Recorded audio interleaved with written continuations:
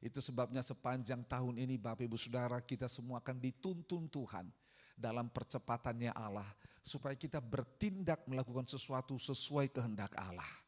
Kita tidak mau menjadi orang Kristen yang nanti tanda kutip ketika Tuhan datang kita tidak siap. Sehingga sepanjang hidup kita tahu harus berbuat apa. Karena pernah ada kejadian jutaan orang dibawa oleh Tuhan dari sebuah perbudakan untuk sampai ke tanah perjanjian, namun mereka gagal. Dan Tuhan menjadikan kegagalan mereka menjadi pelajaran buat kita.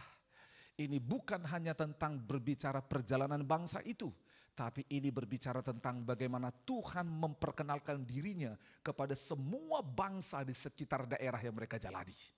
Itu sebabnya kita nggak mau sebagai orang Kristen, sebagai murid Kristus, sebagai orang percaya, kita nggak mau satu orang pun di antara kita yang gagal, amin. Dan kita mau supaya hidup kita dipakai Tuhan untuk menceritakan, menunjukkan siapa Tuhan itu kepada orang lain. Siapa Tuhan yang kita sembah, siapa Tuhan yang kita imani. Sehingga orang-orang di luar sana yang mungkin mereka ada dalam perbudakan, mungkin mereka dalam padang gurun, mungkin mereka tidak tahu tujuan hidupnya, mereka ikut Tuhan yang kita sembah. Katakan amin. Karena ini saudara, inilah keyakinan iman kita. Katakan keyakinan iman. Karena Yesuslah yang menjadi nahkoda hidup kita. Dia tahu yang terbaik. Dia datang dari sorga untuk membawa kita kembali kepada sorga. Dan selama di dalam hidup kita di muka bumi ini, Dia bersama dengan kita. Oleh sebab itu hari ini dalam bulan ini, katakan bulan ini. Bulan ini temanya dua kata, yaitu sudah waktunya. Katakan sudah waktunya. Nah, sepanjang 4 minggu dalam bulan ini akan belajar tentang sudah waktunya. Waktunya untuk apa sih? Satu persatu kita akan lihat. Sudah waktunya. Sudah waktunya. Nah, bulan pertama ini, minggu pertama ini kita akan belajar bahwa sudah waktunya bebas, sudah waktunya bergerak. Amin. Katakan sama-sama, sudah waktunya bebas, sudah waktunya bergerak. Sekali lagi, sudah waktunya bebas, sudah waktunya bergerak. Karena ada banyak orang, saudara pernah lihat ada sebuah video lucu. Jadi ada 4 orang nomor 1, 2, 3 dan 4 dalam perlombaan lari. Oke, kamu nomor siapa? 1, kamu 2, oke, kamu 3, kamu 4. Oke, siap-siap. Lalu wasitnya memberi isyarat. 1, 2, 3. Nomor 1 lari, nomor 2 lari, nomor 3 lari, nomor 4 gak lari. Kenapa kamu gak lari? Kan Bapak hanya bilang 1, 2, 3. Kita itu untuk semua. Kita tidak mau salah ya, kita tidak mau salah. Yuk sama-sama kita baca 1 Korintus pasal 10. Oke, 1 Korintus 10. Oke, kita baca 1 Korintus 10 ayat 1. Kita akan baca sampai ayatnya yang ke-7. Mari bangkit berdiri. 1 Korintus 10 ayat 1 sampai yang ke-7. Lembaga Alkitab Indonesia memberi judul Israel sebagai suatu peringatan. Peringatan ya. Kita baca mulai dari 1, 2, 3. Aku mau supaya kamu mengetahui saudara-saudara bahwa nenek moyang kita semua berada di bawah perlindungan awan, dan bahwa mereka semua telah melintasi laut. Untuk menjadi pengikut Musa, mereka semua telah dibaptis dalam awan dan dalam laut. Mereka semua makan makanan rohani yang sama, dan mereka semua minum minuman rohani yang sama. Sebab mereka minum dari batu karang rohani yang mengikuti mereka, dan batu karang itu ialah Kristus. Tetapi sungguh pun demikian, Allah tidak berkenan kepada bagian yang terbesar dari mereka, karena mereka ditewaskan di padang gurun. 6. Semuanya ini telah terjadi sebagai contoh bagi kita, untuk memperingatkan kita, supaya jangan kita menginginkan hal-hal yang jahat seperti yang telah mereka perbuat. Dan supaya jangan kita menjadi penyembah-penyembah berhala, sama seperti beberapa orang dari mereka. Seperti ada tertulis, maka duduklah bangsa itu dan makan dan minum Kemudian bangunlah mereka dan bersukaria. Demikian firman Tuhan, silakan duduk. Nah Bapak Ibu Saudara, dikatakan peringatan, sama-sama katakan peringatan. Siapa di antara Bapak Ibu Saudara yang tiap hari melihat peringatan? Kita bisa temukan peringatan tiap hari. Jangan buang sampah sembarangan, betul? Saudara pergi ke semuanya kan, oh lihat sana, jangan parkir sembarangan. Terus jangan buang air di sini. Wah, jangan injak rumput. Semua jangan. Bicara soal peringatan. Orang tua juga memperingati anaknya. Jangan semuanya. Bapak Ibu Saudara dengar baik-baik. Peringatan adalah sesuatu yang diberikan supaya tidak terjadi dampak buruk atau hal negatif kalau kita melakukannya. Betul? Ya. Jangan terjadi. Begitu loh ya. Nah, bahkan peringatan itu bukan hanya bentuk kata-kata. Ada peringatan itu dalam bentuk gambar, betul?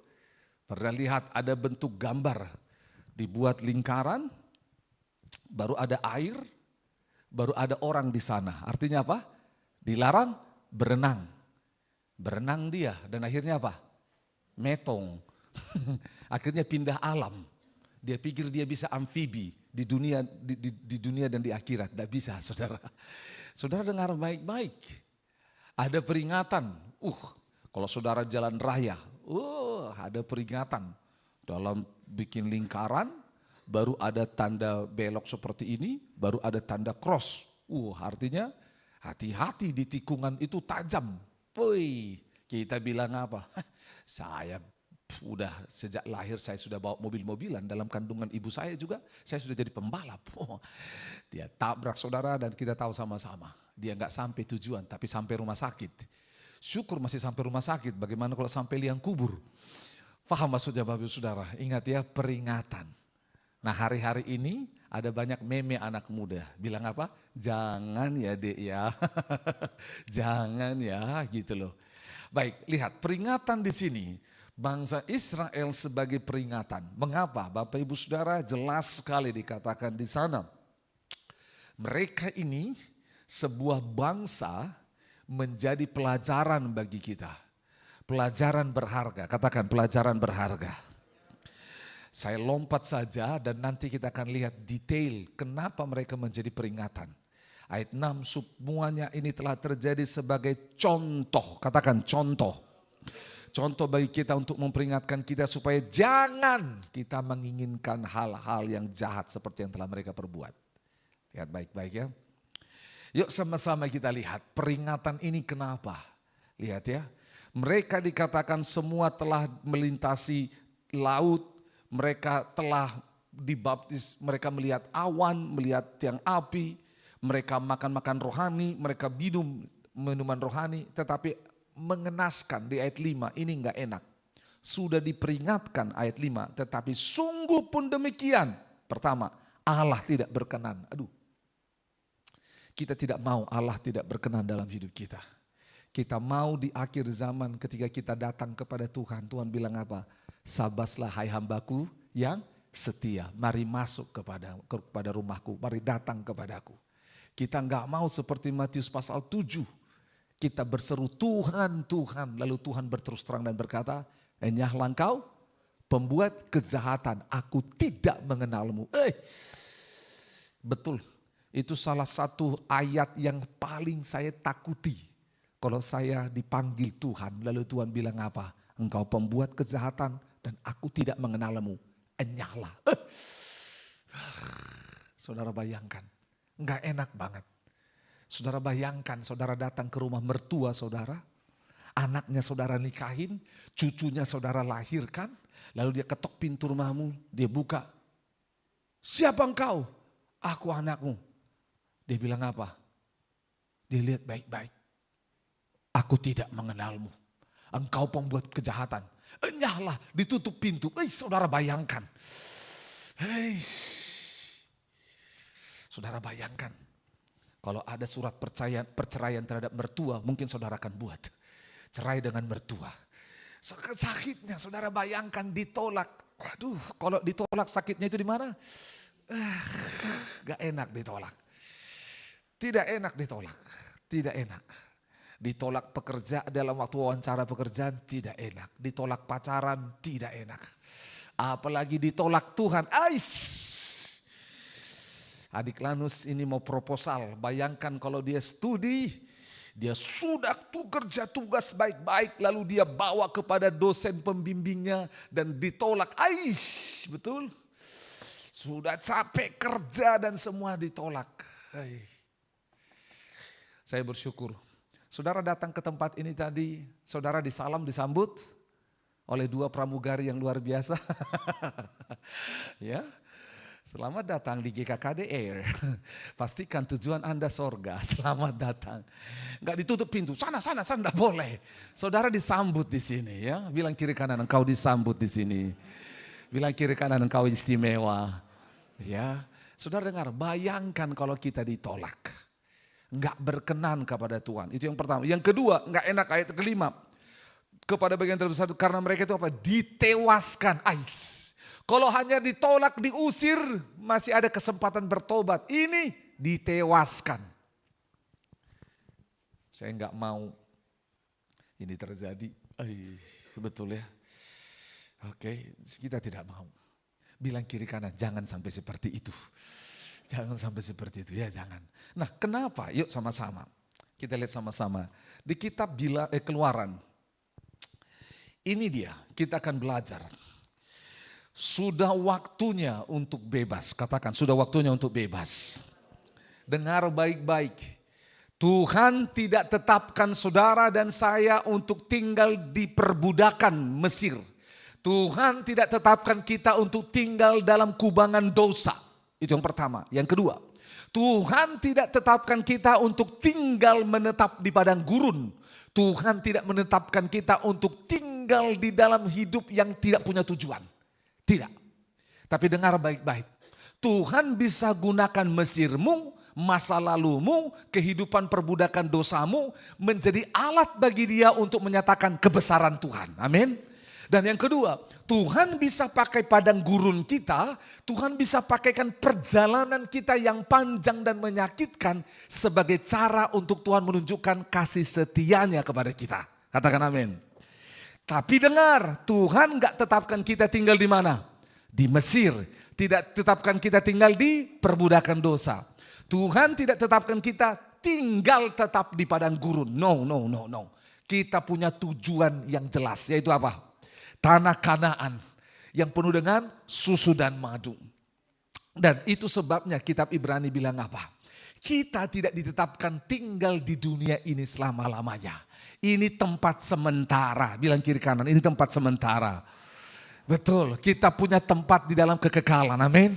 Kita punya. Kekekalan itu hanya 2. Yaitu pertama apa? Sorga. Yang kedua neraka. Bilang kiri kanan, kau tahu yang mana tempatmu? Betul saudara. Ada di sini, saya mau pilih neraka. Waktu saya kuliah dulu, dia bilang saya mau masuk neraka. Kenapa? Kenapa mau masuk neraka? Semua orang mau masuk surga. Soalnya artis kesukaanku ada di neraka. Aku mau bersama dengan dia. Pret. Saudara bayangkan. Penipuan yang luar biasa. Oke, coba kita lihat sama-sama. Kita tahu. Lihat apa yang terjadi, bangsa itu diperbudak di Mesir dan rajanya waktu itu Fir'aun. Dan Fir'aun ini dengan segala macam hal memperdaya supaya bangsa itu tidak keluar. Saudara tahu apa yang terjadi? Ini Tuhan bilang apa? Fir'aun, lepaskan bangsa itu karena bangsa itu mau beribadah kepadaku.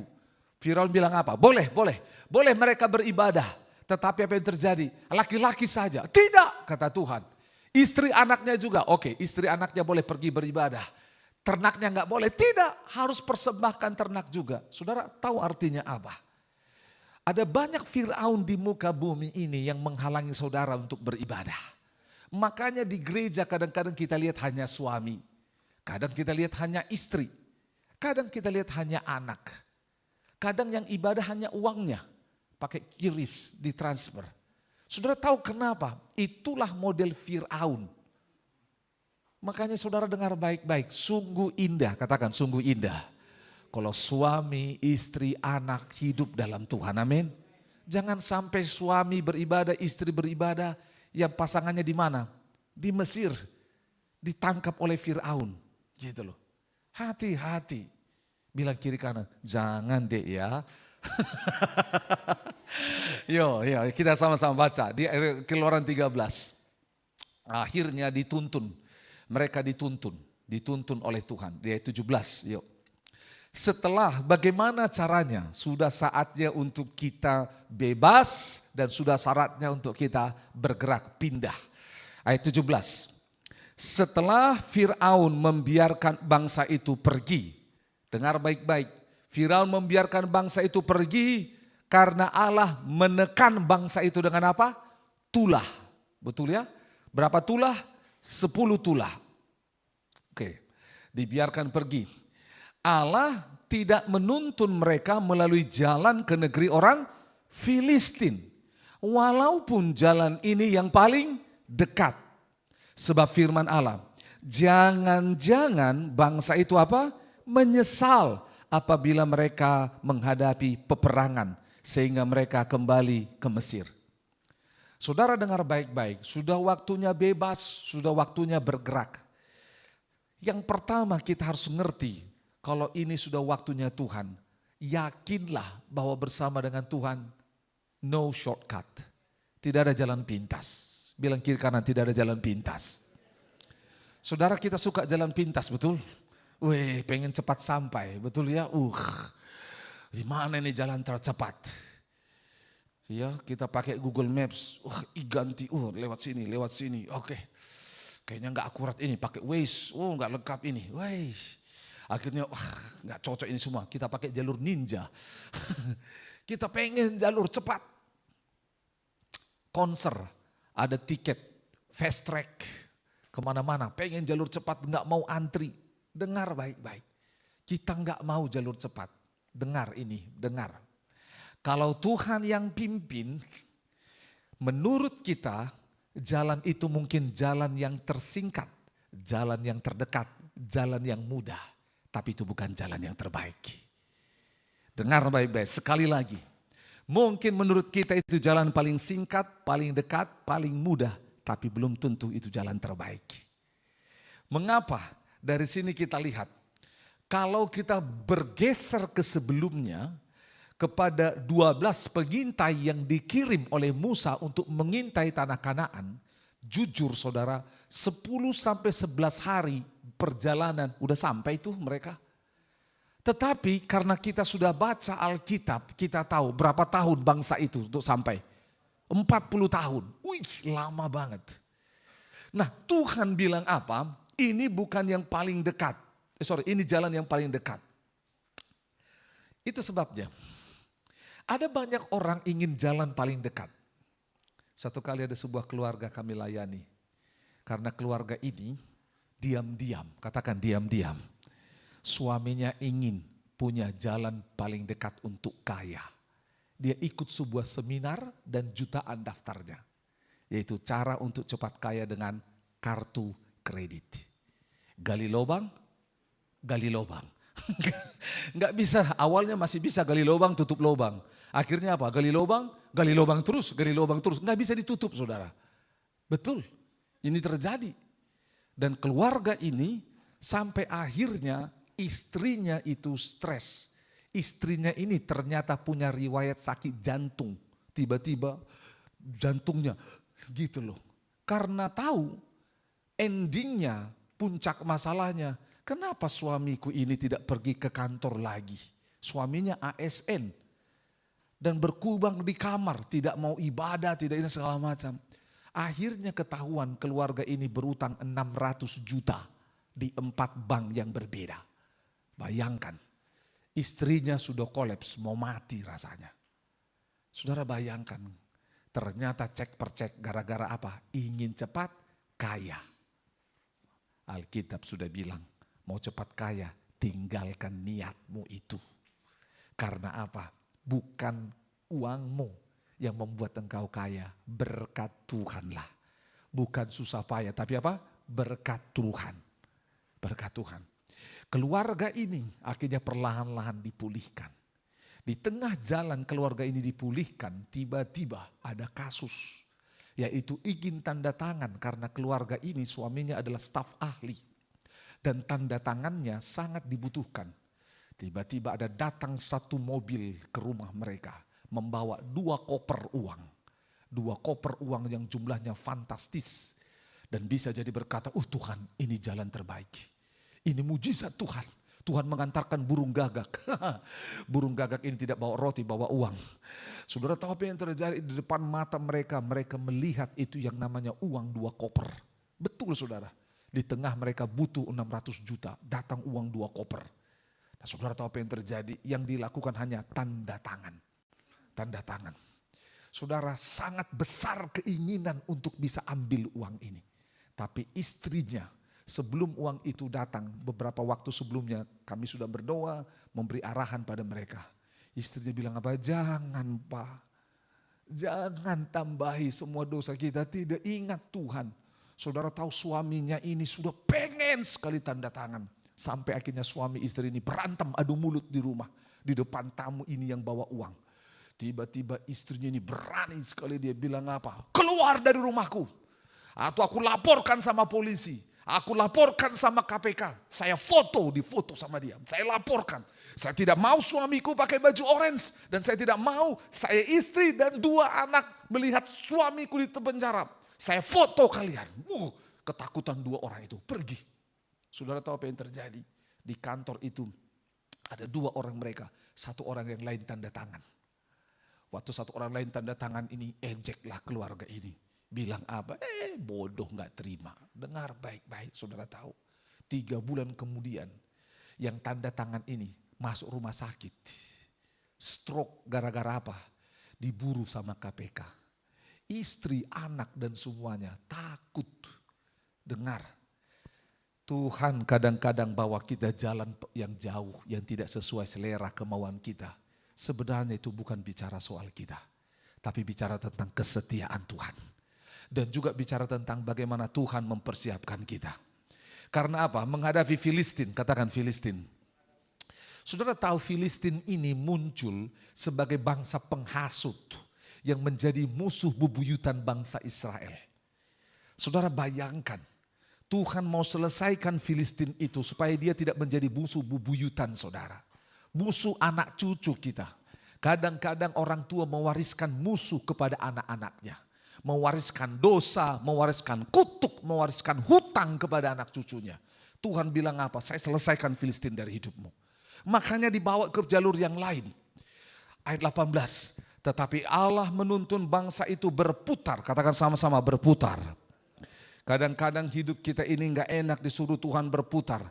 Melalui jalan di padang gurun menuju ke laut Teberau. Berputar melalui jalan laut padang gurun lagi. Aduh, semua ini tidak enak. Dengan siap sedia berperang, berjalanlah orang Israel dari tanah Mesir. 19. Musa membawa tulang-tulang Yusuf, sebab tadinya Yusuf telah menyuruh anak-anak Israel bersumpah dengan sungguh-sungguh, Allah tentu akan memindahkan kamu, maka kamu harus membawa tulang-tulangku dari sini. Demikianlah mereka berjalan dari Sukot dan berkemah di Etam di tepi padang gurun. Kita baca 21-22, 1-2-3. Tuhan berjalan di depan mereka pada siang hari dalam tiang awan untuk menuntun mereka di jalan, dan pada waktu malam dalam tiang api untuk menerangi mereka, sehingga mereka dapat berjalan siang dan malam. Dengan tidak beralih, tiang awan itu tetap ada pada siang hari dan tiang api pada waktu malam di depan bangsa itu. Oke, dengar baik-baik. Pertama, Tuhan kasih tahu jalannya bukan shortcut, bukan jalan pintas, tapi jalan yang berputar. Waktu Tuhan ngomong begitu, Tuhan gak stop. Dia bilang apa? Aku beri jaminan, katakan jaminan.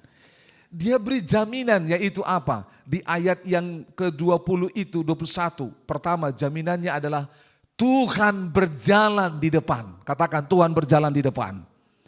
Sekali lagi, Tuhan berjalan di depan. Saudara, mengapa ayat ini jelas dikatakan Tuhan berjalan di depan? Karena itu jalan yang tidak pernah mereka lalui sebelumnya. Enggak ada GPS, enggak ada Google Maps, enggak ada saudara. Itu padang gurun. Wih, saudara dengar, kita tidak punya pengalaman hidup di padang gurun. Tapi tahukah saudara, padang gurun itu kapanpun bisa menipu. Hari ini kelihatan itu gunung, besoknya enggak kelihatan. Karena apa? Karena dibawa sama angin. Wih, kita salah jalan. Dengar baik-baik. Dengar, ada banyak orang ingin meninggalkan Mesir, ingin meninggalkan padang gurun, ingin sampai ke tujuan, tetapi pertama mereka menggunakan jalur singkat dan itu salah. Yang kedua, dia nggak percaya bahwa Tuhan berjalan di depan. Nggak percaya.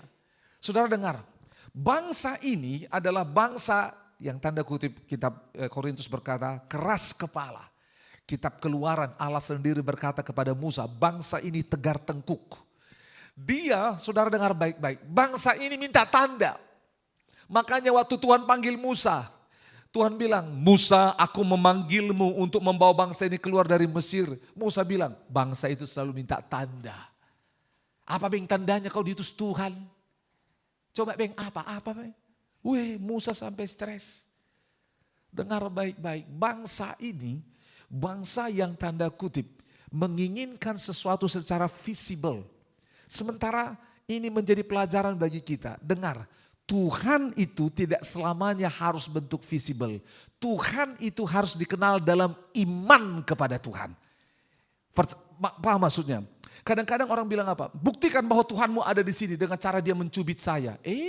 Emang Tuhan kurang kerjaan cubit kamu. Kamu tahu kalau Tuhan cubit kau sampai tulangmu bisa patah. Jangan minta kau dicubit Tuhan. Saudara dengar, kadang-kadang kita tes Tuhan, tantang Tuhan. Itu sebabnya Tuhan bilang apa? Aku berjalan di depan mereka.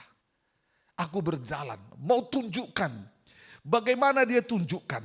Dia tunjukkan dengan dua hal, ada tiang awan dan tiang api. Katakan tiang awan, tiang api.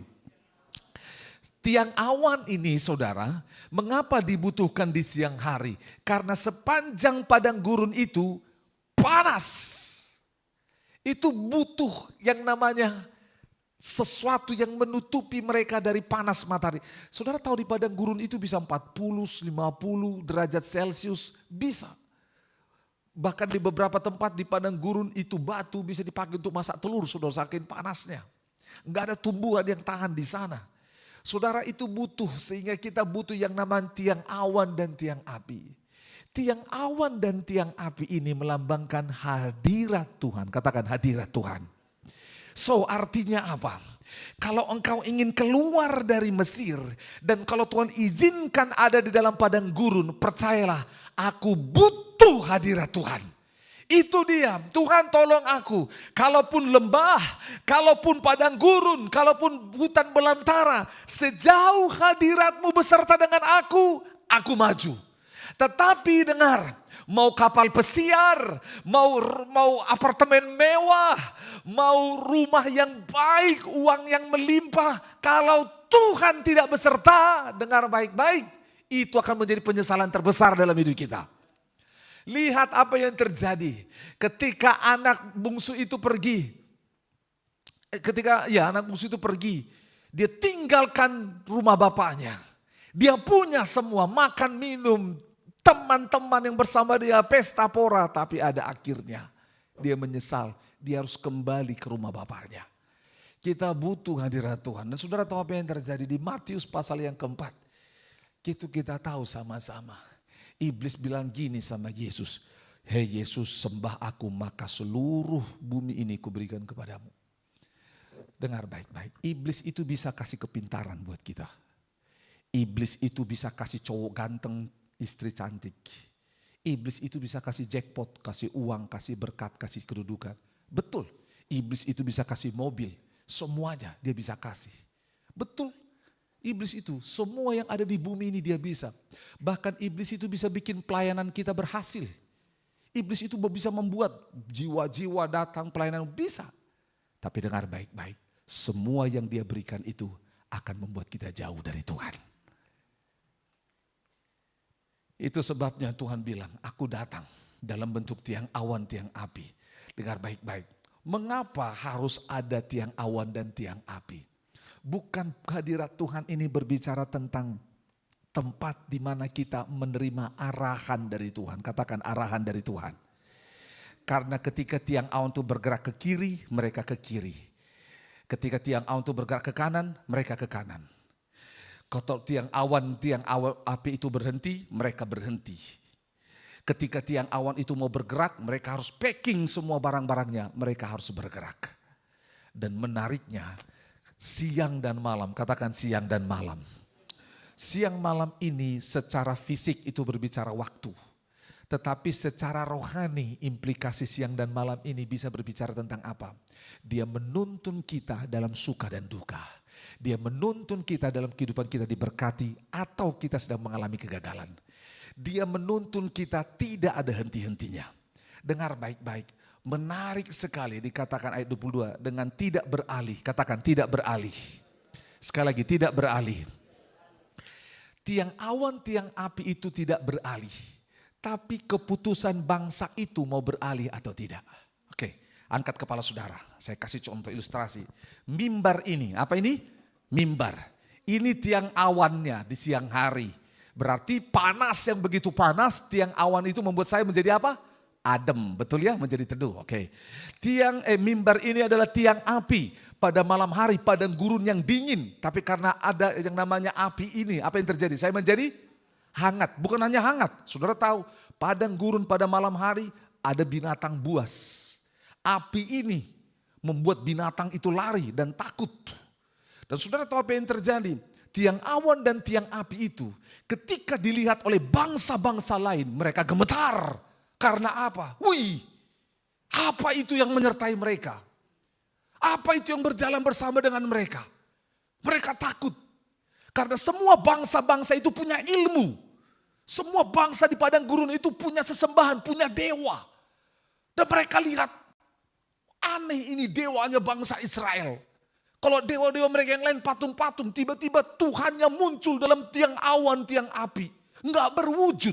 Semua dewa mereka berwujud, entah berwujud binatang atau berwujud apapun. Tetapi ini, wah, saudara dengar baik-baik. Dengan tidak beralih, katakan tidak beralih. Tapi kadang-kadang kita yang beralih. Ingat, kalau saya ikut sini, siang saya adem, malam saya anget. Tiba-tiba saya beralih, kira-kira kalau seperti ini, apa yang terjadi? Kalau siang saya kepanasan, kalau malam saya kedinginan. Oke, sekali lagi, dengar baik-baik. Ikut jalurnya Tuhan, katakan ikut jalurnya Tuhan. Adem, anget. Di sini apa? Kepanasan. Di sini kedinginan, dengar baik-baik. Tujuan saya sampaikan ini, waktu bangsa Israel keluar dari Mesir, saudara tahu apa yang terjadi? Bangsa ini kita baca tadi dalam kitab 1 Korintus pasal 10, mereka itu suka bersungut-sungut, gak mau dituntun, gak mau dipandu. Mereka mau dengan cara mereka sendiri. Saudara tahu, kadang-kadang kita seperti itu. Terlalu lama caranya Tuhan. Kemarin kami pelayanan ngobrol. Yang kami layani ini non-Kristen. Dan akhirnya ketika dilayani, puji Tuhan mereka terima Yesus sebagai Tuhan Juru Selamat. Tepuk tangan buat Tuhan Yesus dulu ya. Mereka ini dimuridkan. Kan non-Kristen mereka dimuridkan untuk bertumbuh. Saudara tahu, kita kasih tahu mereka apapun yang terjadi berharap bergantung sama Tuhan. Satu kali anak dari bapak ibu ini bermain menginjak paku ya, dan akhirnya tetanus. Tahu tetanus ya? Bengkaklah kakinya. Lalu teman kami ini datang, doakan, percaya pada pertolongan Tuhan. Tunggu ya. Oke, dan akhirnya apa yang terjadi? Doakan saja. Keluarga ini belum punya BPJS. Oke, nanti kita coba cara. Suami istri ini sekalipun dalam Tuhan tidak sabar. Mereka bawa anaknya ke dukun. Waktu bawa anaknya ke dukun, akhirnya apa? Infeksi. Enggak tahu itu dukun sekolah di mana. Dia punya cara tersendiri. Dan akhirnya infeksi, kakinya bengkak. Lobang sekitar segini. Anaknya sudah demam, infeksi. Akhirnya kita bawa ke dokter. Waktu dibawa ke dokter, dokter bilang apa? Seminggu lagi kau tidak ditangani, meninggal gitu loh. Karena apa? Infeksi itu sudah menjalar. Ditolong supaya tidak amputasi. Lalu dokter bilang seperti ini, kenapa bisa begini? Gitu loh. Dokternya itu anak Tuhan. Bapak sama ibu pasti bawa ke dukun toh? Mereka takut. Gitu loh. Begini nih kalau bawa ke dukun. Dokter tegur. Karena apa saudara, dengar baik-baik. Udah tahu Tuhan yang akan tuntun, Tuhan yang akan tolong, Tuhan yang buka jalan. Tapi aku suka cari jalan sendiri. Kan kita gitu. Satu menarik sekali nih. Dikatakan di kitab Yohanes bahwa domba itu mendengar suara gembalanya. Bosan itu. Dia cari jalan sendiri. Dan akhirnya apa yang terjadi? Dia makan rumput, nyam. Dia pergi kerja sana sini, dapat omset di sini, dapat omset di sini, buka cabang, tiba-tiba diangkat kepala, mana semua, mana istriku, mana anakku, sudah tersesat dia. Saudara dengar baik-baik, kita sering suka seperti itu. Tapi ini menarik waktu dibilang tidak beralih. Nah, ini hal krusial terakhir, saudara, yang kita bahas dari firman Tuhan ini. Setelah mereka dituntun, bukan berarti kalau Tuhan sudah tuntun aman-aman saja. Lihat apa yang terjadi. Di dalam 1 Korintus 14 ada Firaun yang datang dan ini musuh penghabisan kalinya terakhir. Dia datang Keluaran 14. Ya, lihat Keluaran 14. Ayat 1, berfirmanlah Tuhan kepada Musa, katakanlah kepada bangsa Israel supaya mereka balik kembali dan berkemah di depan Pihorot antara Migdol dan laut. Tepat di depan Baal-Zephon berkemahlah mereka di tepi laut. Maka Fir'aun akan berkata kepada orang Israel, mereka telah sesat di negeri ini. Padang gurun telah mengurung mereka. Dengar baik-baik, ketika kau ikut jalurnya Tuhan, orang-orang di sekeliling yang tidak ikut jalurnya Tuhan akan ngomongin, ngata-ngatain saudara. Sesat, buat apa kau ikut Tuhan? Nggak ada harapan untuk Tuhan. Lihat kau tersesat, nggak ada harapan. Ayat 4, aku mengeraskan hati Firaun sehingga ia mengejar mereka, dan terhadap Firaun dan seluruh pasukannya aku akan menyatakan apa? Kemuliaanku, sehingga orang Mesir mengetahui bahwa akulah Tuhan. Lalu mereka berbuat demikian. Dengar baik-baik, orang itu selamat, orang itu dituntun Tuhan di padang gurun. Itu bukan hanya bicara tentang aku selamat, aku melihat tuntunan Tuhan. Tidak. Kita harus paham bahwa Tuhan sedang menunjukkan kemuliaannya kepada orang lain. Orang Kristen kita hari ini, murid Kristus harus sadar, apapun yang terjadi dalam hidupmu, kalau kita ikut jalur Tuhan, Tuhan sedang ajar hidupmu dan hidup orang lain. Supaya orang tahu bahwa Tuhan yang tolong saya, Tuhan yang berkati saya, Tuhan yang selamatkan saya. Supaya apa? Banyak orang di luar sana, mereka nggak tahu jalan keluar. Mereka nggak tahu bagaimana lepas dari perbudakan. Mereka nggak tahu tujuan hidup mereka. Nah, kalau dia lihat hidup Bapak Ibu Saudara, dia akan bilang apa? Kenapa kau bisa? Ya kita akan bilang karena Tuhan yang tuntun saya. Makanya gimana caranya? Yuk ikut sama dengan saya. Ikut dalam perjalanan ini. Karena akan ada musuh, katakan ada musuh. Lihat apa yang terjadi. 5. Ketika diberitahukan kepada Raja Mesir bahwa bangsa itu telah lari, maka berubahlah hati Firaun itu dan pegawainya. Dan berkatalah mereka, apakah yang telah kita perbuat ini bahwa kita membiarkan orang Israel pergi dari perbudakan kita. Dengar baik-baik, jangan kau pikir ketika kita sudah hidup di dalam Tuhan, musuh diam-diam dan membiarkan kita. No, musuhmu itu akan senantiasa berkata, kenapa kita lepaskan dia tawananku selama ini. Dosa itu akan mengintai. Itu sebabnya di 1 Petrus berkata apa? Iblis itu seperti apa?